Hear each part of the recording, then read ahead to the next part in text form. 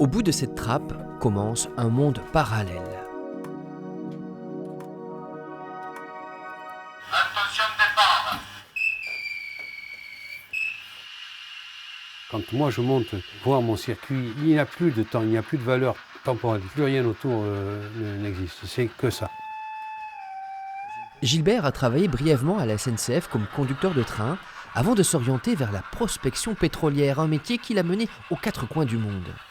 Depuis gamin, j'ai toujours pensé au train et j'ai jamais pu faire quoi que ce soit. L'argent et le temps. Et donc à la retraite, l'idée est revenue mais avec beaucoup plus de force, beaucoup plus d'envie.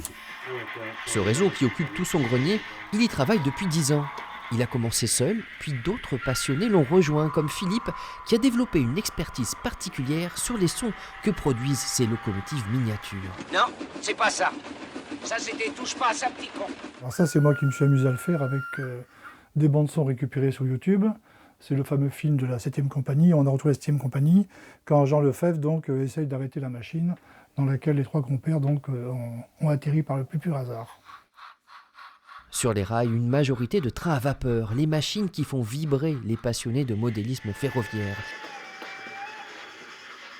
Et ici, il y en a partout, même sous le réseau. J'ai essayé de faire un inventaire il y a 3 jours. Je me suis arrêté à 60.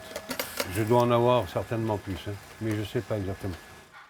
Et pourtant, chacune de ces locomotives vaut une petite fortune, jusqu'à 2000 €.